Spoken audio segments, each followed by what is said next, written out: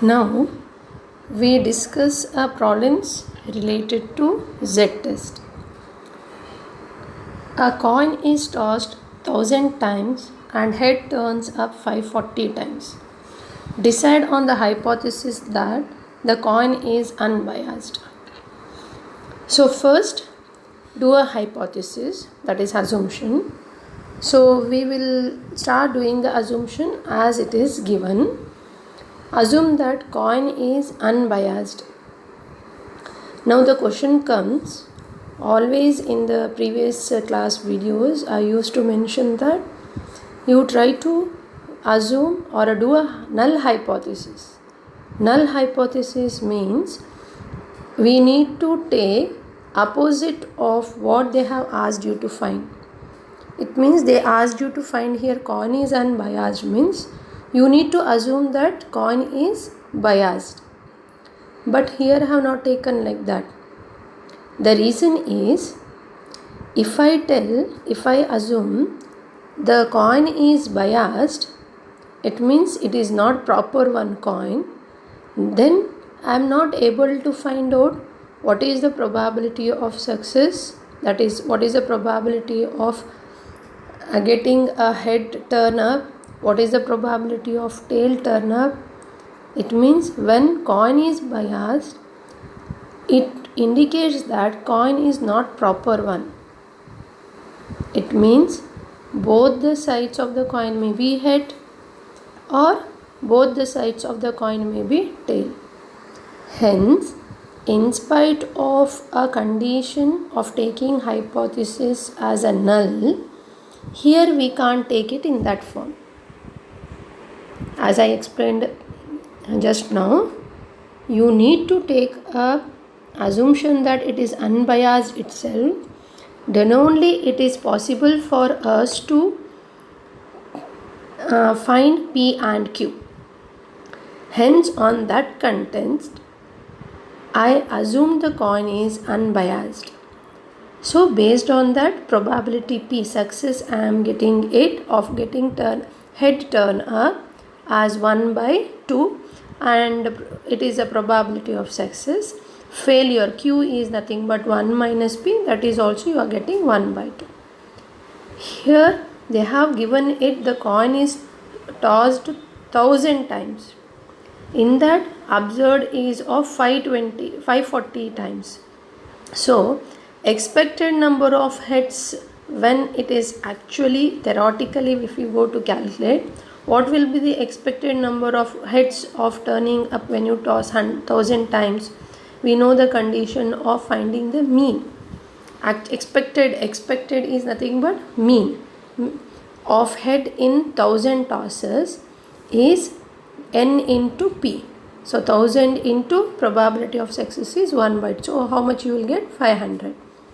But actual number of times the head turn up in the 1000 toss is 540. So is it our assumption what we have taken is should be acceptable or rejectable? We need to check based on the Z quantity. Why I applying it here of Z test? Because number of times what they told it here, n, it is large, n is very large, so I can't apply t distribution. I need to go for finding the Z value. So Z value, which formula I should apply? I should apply the Z value where probability test for significance of proportion, where it is possible to find a probability of success. So based on that, I took Z value x minus np by square root of npq. X is nothing but actual number of what they have given, that is x, minus mean expected number of heads, that is 500, divided by substitute n 1000 time p into q. So obtained answer is 2.58. As I said in the previous video, the standard Z value already we discussed in the normal distribution, where for the interval of 5% level of significance, Z value is of 2.58. Therefore, we can, it is less, 2.53 is less than 2.58.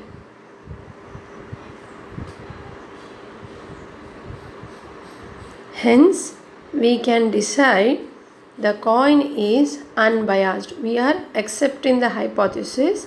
So, telling that coin is unbiased. Sorry, here I have written 2.58. It is a standard value of Z at 1% level of significance. Make a correction here. Z at 1% level of significance, it is 2.58. At that case, we can accept the hypothesis that coin is unbiased. At level of 5%, it is Z value is 1.96. At that case, we need to reject the hypothesis. Based on that is, we conclude that coin is not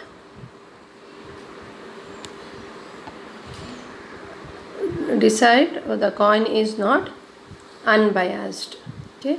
Here only the correction you need to do is Z suffix 0.01 you have to take at 1% level of significance. We get a hypothesis can be accepted and can conclude coin is unbiased. Okay. Next problem. A die is thrown 900 times and the throw of 3 or 4 was observed 3240 times. Show that the die cannot be regarded as an unbiased one. I already explained it. You have to do the hypothesis that the die is of unbiased one. If it is biased one, if you take, you can't calculate the what is the probability of success of getting a throw for 3 or 4. It may be biased means what? Not proper die. Some numbers may be repeated in that. Hence, while doing the assumption, you need to do the assumption that the coin die is unbiased. So, probability P can be calculated. For which one they asked? Getting 3 or 4 in a single throw. So, getting 3 or 4.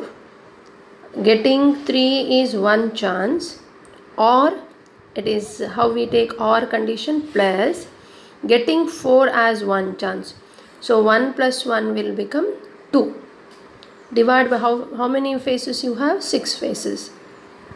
Order of an event divided by order of the sample space. The order of the sample space is 6. Order of the event getting 3 or 4 is 2. So P we get it as 1 by 3. Q is nothing but 1 minus P. We get 2 by 3.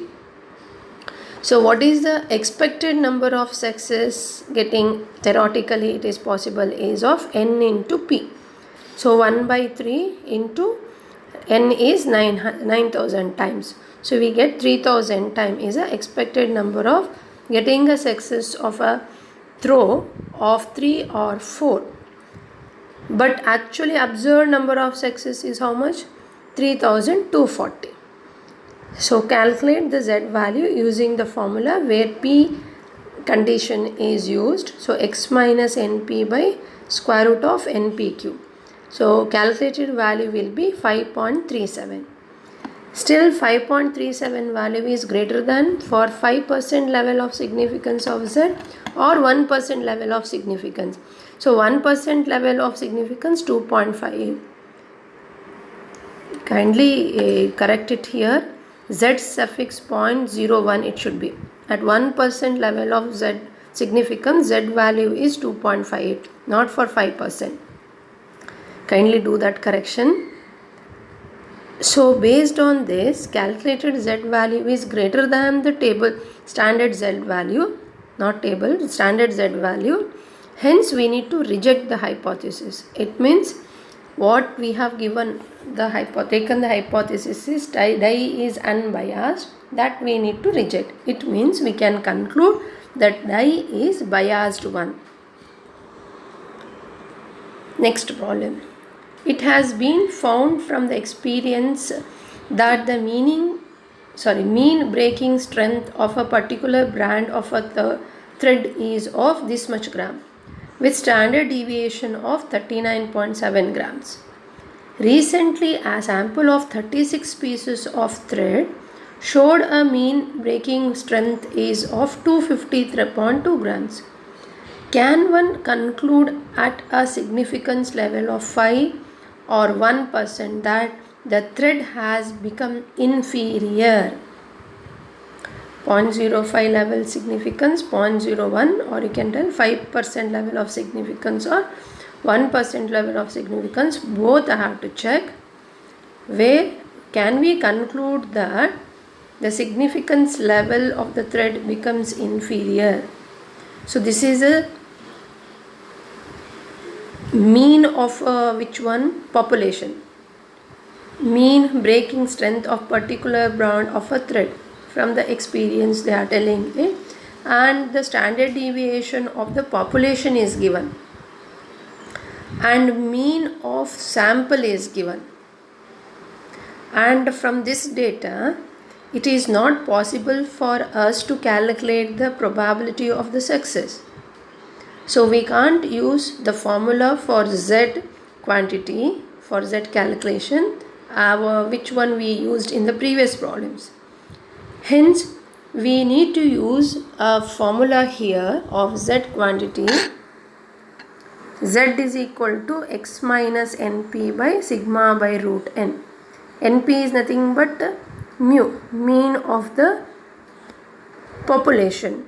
So, mean of the population is of 275.6 and x is of 253.2.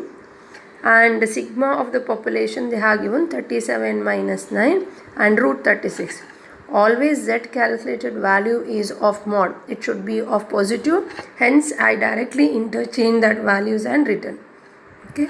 So mean of the population is 275.6. It is a greater one. Hence I have taken it as a first value, because we know always Z values are of mod. And x is of 253.2. So we get the answer 3.38. So Z calculated value is greater than Z at 5% level, at 1% level they ask you to discuss. Now I have taken here, observe the Z standard values as 1.645 and 2.33. This is the standard value of Z for 5% and 1% level of significance in the case of one tail. Now question comes, why I have taken one tail test? Before that I never discussed about one tail, because the distribution of condition, it was in both sides. So without doing any discussion of is it one tailed or two tailed, directly when it is for both sides, we taken it as two tailed test and applied the standard Z value for mentioned for the two tailed. But here the question is asked as to conclude at significance level that the thread has become inferior. The word inferior indicates less. Mean value of the population is less. So one-sided it is. Hence, it made us to choose for one tail test. That condition made us to choose a Z value, standard Z value for one tail. We need to apply this test for one tail test. So here above what I discussed, that only written. See the data of that particular, it is written over here, and here it is taken that calculated value of Z is greater than the standard values of Z in both the significance level. Hence we are rejecting the hypothesis for both the significance level. And what is the hypothesis we have taken? What is the hypothesis? Assume mean breaking strength of a sample is 253.2. So this is the assumptions I have taken. Mean breaking strength of a sample, what they have given it itself. So mean breaking strength, when we are rejecting this assumption, it means the mean breaking strength of the sample is 253, but assumption we have taken mean breaking strength of the population also 253. It is inferior than this value. So we assume it that hypothesis, the mean breaking strength is of inferior, means it should be less than 275. So which is the standard I can take it? The mean of the sample, what they have given, I take it that itself is for the population. So when I am rejecting the hypothesis, I can tell that mean breaking strength is not of this. So it cannot be inferior to 275.6 grams. It cannot be inferior.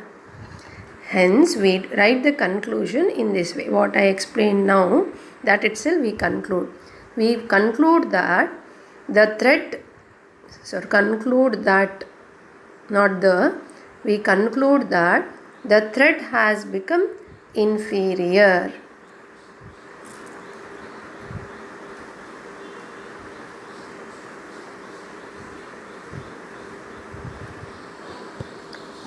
Next column.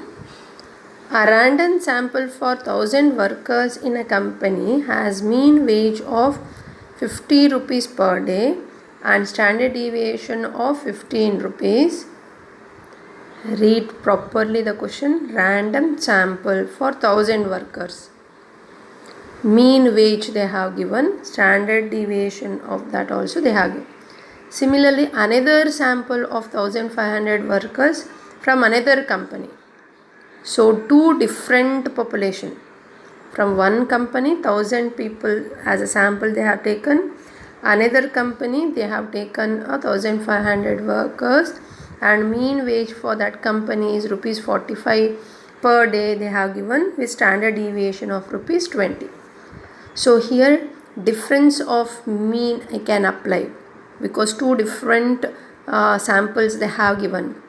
And they asked you to check also, does the mean rate of the wages varies between the two companies? And along with that, they asked you to find the 95% confidence limits for the difference of the mean wages of the population of the two companies. So here assumption we take, mean rate of the wages varies between the two companies because data are of different. Hence, I need to take it in that form itself. So, company 1, what is the mean wage of the sample, standard deviation of the sample, and what is the sample size. For company 2 also, mean wage, standard deviation and sample size we write.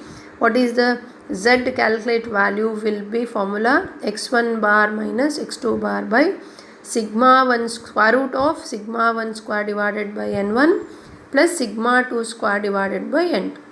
Substitute that particular data, we get Z calculated value as 7.1307, which is greater than 5% level of significance 1.96.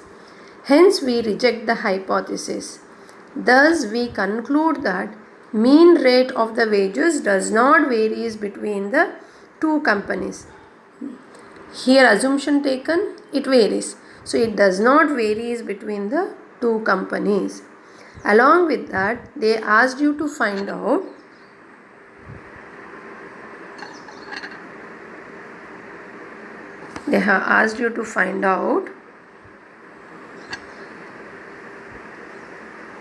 at 95% of confidence limit, we need to find out the limit value. It means the wage value will lie between that, we need to find out the interval. So difference of mean plus or minus 1.96 at 5% level of significance, standard value of z is taken, and square root of sigma 1 square by n1 plus sigma 2 square by n2. Already this formula I discussed in the previous video. And substitute the respective answer values. Here this square root value already what we got it in the previous step, that substitution taken directly. 5 plus r, multiply this 2 bracket. So we get the answer as, when I take a plus 3 plus 1.3, it is 6.374. When I do 5 minus 1.3, we get 3.626. So if approximate is 3.63 and here 6.37. So value of z, to get a assumption should be correct means the difference of mean in the wage value should lie between this 3.63 and 6.37. But obviously we rejected the hypothesis because z value is more than that interval 7.13. So what we have done the calculation, it is correct. We rejected the assumption. If the hypothesis should be correct means it should lie between, the z value should lie between these two interval.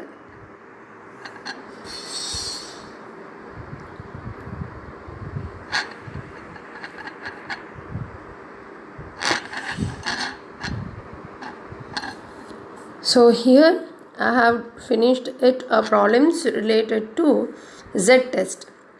Only I have focused it with regarding some important problems. In VTU examination, you first learn it, focus it more on the problems of student T distribution, chi-square test, definite 1 questions will be asked, and either they will ask you to define the null hypothesis, type 1, type 2 error, or problems related to z test. So 2 compulsory question on student T distribution and chi-square, so that you become perfect. Next, one more question what they asked it here with, it may be in a choice, it may come in another side of the problem related to z test or definitions of null hypothesis, confidence interval, significance level, they may ask you. Thank you.